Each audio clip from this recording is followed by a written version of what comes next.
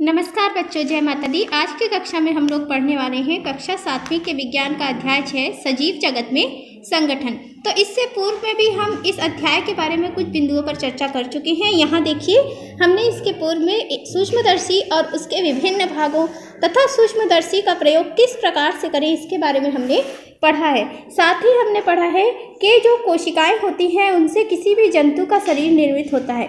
अर्थात अगर हम यहाँ पर आप स्क्रीन पे कोशिका की परिभाषा को देख रहे होंगे, कोशिका क्या होती है? किसी भी सजीव की संरचनात्मक और क्रियात्मक इकाई होती है। संरचनात्मक का अर्थ यह है कि जैसे ये प्याज की झिल्ली है, ये किससे मिलके बनी है? कोशिका से मिलके बनी है। मतलब इसकी संरचना की इकाई क्या है? एक कोशिका ही है। तो संरचनात्मक इकाई हो गई, ठीक है। और जीवन की जितनी भी क्रियाएं किसी जंतु या पेड़ पौधे के अंदर होती हैं, जैसे प्याज के अंदर जो जीवन की क्रियाएं हो रही होंगी, पाचन, उत्सर्जन, है ना, ये सब जो है इस कोशिका के अंदर ही संपन्न होंगी। तो ये जो कोशिका है वो क्रियात्मक इकाई भी है। तो जंतुओं के शरीर की संरचनात्मक और क्रियात्मक इकाई कोशिका होती है। इसको जो है हमने अभी तक जान लिया है। अब चलिए हम आगे देखते हैं। आगे देखिए, यहाँ पर क्रियाकलाप 2 दिया हुआ है जिसमें आवश्यक सामग्री बताई गई है। सूक्ष्मदर्शी, slide, cover slip. Cover slip कांच का बना हुआ एक चपटा टुकड़ा होता है जिसकी सहायता से हम जिस नमूने का अवलोकन कर रहे हैं उसको ढक दिया जाता है, जिससे उस पर अन्य कोई पदार्थ ना बैठ जाए और आसानी से जो है आप उसको सूक्ष्मदर्शी में देख सके। तो कवर स्लिप, पानी, सेफ्रेनिन अथवा लाल स्याही जो कि हमारे अभिरंजक है, उनका प्रयोग हम करेंगे। तो यहाँ पर जो है आपको करना क्या है, इसमें जो है हम जंतु, पहले हमने प्याज की झिल्ली को देखा। प्याज की झिल्ली जो है वो पादप उत्पाद है, इसीलिए वहाँ पर हमने पादप कोशिकाओं को देखा था। और अगर हमें जंतु कोशिकाओं को देखना हो तो यहाँ पर आप किसी स्टिक की सहायता से गाल के अंदर के हिस्से को खुरच के और वहाँ पर जो गाल की पतली चमड़ी होती है उसकी स्लाइड बनाकर सूक्ष्मदर्शी में देख सकते हैं।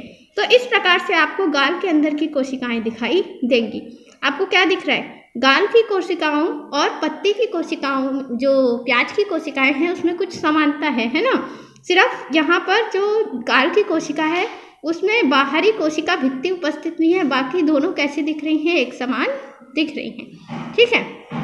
तो कोशिका का ऐसा समूह, ये जो क्या है, जो गाल का पूरा आपको चमड़ी का भाग दिख रहा है, वहाँ पर बहुत सारी कोशिकाएं दिखाई दे रही हैं। मतलब ये क्या है? कोशिकाओं का समूह है। ये बहुत छोटा भाग है, पिन के बराबर चमड़ी का भाग है, जिसमें आपको 15-20 कोशिकाएं दिखाई दे जाएंगी, ठीक है। मतलब कोशिका कितनी छोटी होती है, आप जो है उसको खुले नेत्रों से, सामान्य नेत्रों से देख नहीं सकते। उसे देखने के लिए आपको सूक्ष्मदर्शी की आवश्यकता पड़ती ही है। कोशिका के समूह को हम देख सकते हैं। और कोशिकाओं का समूह कैसे बनता है? कोशिकाओं के समूह में जो कोशिकाएं होती हैं वो एक समान होनी चाहिए तथा एक समान कार्य करने वाली होनी चाहिए। मतलब संरचनात्मक दृष्टि से और क्रियात्मक दृष्टि से वो कोशिकाएं एक समान होनी चाहिए। कोशिकाओं का एक ऐसा समूह जिसकी संरचना एक जैसी हो और जो मिलकर एक सामान्य कार्य करता हो, उसे हम ऊतक कहते हैं, ठीक है। तो आइए देखते हैं कि जो सजीवों का संगठन है वो किस क्रम में बनता है। सबसे पहले निर्मित होती है कोशिका, जो कि जीवन की सबसे छोटी इकाई है। इन कोशिकाओं का समूह कहलाता है ऊतक। यह ऊतक कैसा होता है? संरचनात्मक और क्रियात्मक रूप में एक समान कोशिकाओं का समूह होता है। एक समान संरचनात्मक और क्रियात्मक ऊतकों के समूह को हम अंग कहते हैं। कोई भी अंग जो होता है वो किसी विशिष्ट कार्य को संपादित करने के लिए बना होता है, ठीक है। और एक कार्य को संपन्न करने में संलग्न अंगों के समूह को हम अंगतंत्र कहते हैं। इसका उदाहरण है पाचन तंत्र, ठीक है।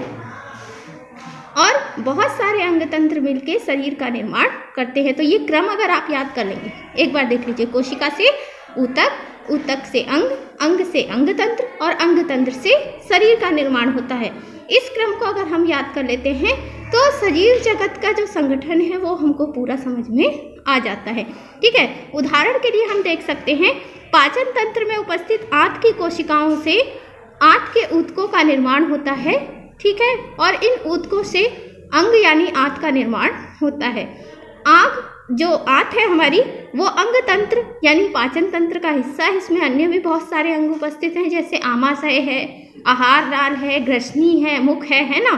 तो ये जो है पाचन तंत्र का हिस्सा है, ठीक है। आंत, और ये जो अंग तंत्र यानी पाचन तंत्र है वो हमारे शरीर के निर्माण के लिए एक आवश्यक भाग है।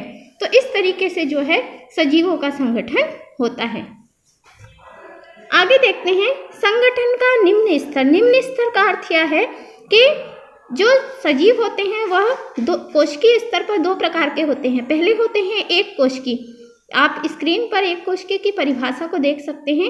एक कोशिकीय हम उन्हें कहते हैं जिनमें एक ही कोशिका के अंदर सभी प्रकार के जीवन की प्रक्रियाएं संपन्न होती हैं। और दूसरे होते हैं बहुकोशिकीय। बहुकोशिकीय उन्हें कहते हैं जिसमें एक से अधिक कोशिकाएं आपस में संगठित होकर संरचनात्मक और क्रियात्मक दृष्टि से अलग अलग अंग तंत्रों का निर्माण करती हैं और यह अंग तंत्र कार्यों का बंटवारा करके एक शरीर का निर्माण करते हैं। तो ये जो है एक कोशिकीय और बहुकोशिकीय जो है जीव होते हैं। ठीक है, बहुकोशिकीय का साधारण अर्थ अगर हम निकालें तो जिनमें बहुत सारी कोशिकाएं सामूहिक रूप से कार्यों का विभाजन करके शरीर का निर्माण करती हैं उन्हें हम बहुकोशिकीय जीव कहते हैं। ठीक है, जंतु और पौधों के सभी अंग ऊतकों से और ऊतक कोशिकाओं से बने होते हैं। यह आवश्यक है कि छोटे जीवों की कोशिकाएं छोटी हों और बड़े जीवों की कोशिकाएं बड़ी हों। ऐसा बिल्कुल भी जरूरी नहीं है। बड़े जीवों की कोशिकाएं भी कैसी होंगी? छोटी ही होंगी, लेकिन उनमें कोशिकाओं की संख्या क्या होगी? ज़्यादा होगी। ठीक है, प्रायः बड़े जीवों की कोशिकाओं का आकार भी छोटे जीवों के समान ही होता है, किंतु उनमें कोशिकाओं की संख्या अधिक होती है। मनुष्य के शरीर में कुछ कोशिकाएं इतनी छोटी होती हैं कि 40,000 से 50,000 कोशिकाओं का एक समूह एक आलपिन के बराबर होता है। देखिए कोशिका का आकार कितना छोटा है। 40-50 हज़ार कोशिकाओं का अगर एक ग्रुप बनाए यानी एक ऊतक बनाया जाए तो वो जो है एक आलपिन के नोक के बराबर जो है दिखाई देता है। सूक्ष्मदर्शी से दिखाई देने वाले जीव भी एक या अधिक कोशिका के बने होते हैं। कुछ जीव जंतु केवल एक कोशिका के बने होते हैं जिन्हें हम एक कोशिकीय जीव कहते हैं, जैसे अमीबा, पैरामीशियम, जीवाणु आदि। इन जीवों में एक ही कोशिका भोजन लेती है, श्वसन करती है, उत्सर्जन करती है, गति करती है। ये सारे कार्य एक ही कोशिका के अंदर होते हैं, अर्थात जीवन की समस्त क्रियाएं कहाँ होती हैं? एक ही कोशिका में होती हैं। जैसा मैंने अभी बताया था कि एक कोशिकीय जीव और बहुकोशिकीय जीव में बांटा गया है। तो यहाँ पर देखिए एक कोशिकीय जीव की परिभाषा को आप अपने पुस्तक में भी अंडरलाइन कर सकते हैं। जब किसी एक ही कोशिका के अंदर जीवन की सारी जैविक क्रियाएं होती हैं तो उसको हम एक कोशिकीय जीव कहते हैं, जैसे अमीबा, पैरामीशियम और जीवाणु आदि। अधिकांश जीवधारियों के शरीर अनेक कोशिकाओं से बने होते हैं, इन्हें बहुकोशिकीय जीव कहते हैं। जो बड़े जीवधारी हैं जिनको हम अपने नेत्रों से देख सकते हैं, जैसे चींटी है, मच्छर है ना, मनुष्य है, हाथी है, ये सब जो है बहुकोशिकीय जीव हैं। अपने आकार प्रकार के अनुसार इनमें कोशिकाओं की संख्या अलग अलग पाई जाती है। जीवों के शरीर में अलग अलग अंगों में पाई जाने वाली कोशिकाओं के कार्यों में अंतर होता है। क्यों अंतर होता है? क्योंकि सभी अंग एक समान कार्य नहीं करते। जो पाचन तंत्र है उसका अलग कार्य है। पाचन तंत्र का कार्य क्या है? भोजन को ग्रहण करके उसका पाचन करना और पाचन करके पाचक रस को रक्त में मिलाना तथा अन्य कोशिकाओं तक पहुंचाना। उसी तरीके से तंत्रिका तंत्र है। तंत्रिका तंत्र का कार्य बिल्कुल ही अलग है। तंत्रिका तंत्र क्या करता है? संवेदनाओं को ग्रहण करता है ना। जैसे आप कुछ गंध आ रहा है, आपको स्मेल आ रहा है, या किसी वस्तु को आपने स्पर्श किया, जैसे मैं इस पेन को स्पर्श कर रही हूँ तो इसके स्पर्श को अनुभव कर रही हूँ, है ना। तो वो कैसे हो रहा है? जो मेरी त्वचा है वो मस्तिष्क को संकेत भेज रही है तंत्रिका तंत्र के माध्यम से। ठीक है, तो सभी ऊतक कैसे हैं? अलग अलग प्रकार के हैं और इसीलिए इनकी रचनाएं भी कैसी होती हैं? अलग अलग प्रकार की होती हैं। कुछ कोशिकाएं श्वसन का कार्य करती हैं, कुछ कोशिकाएं पाचन तंत्र में भोजन को पचाती हैं। अलग अलग कार्य करने वाली कोशिकाओं के आकार और आकृति में अंतर होता है। एक ही कार्य करने वाली कोशिका की आकृति और आकार एक समान होते हैं।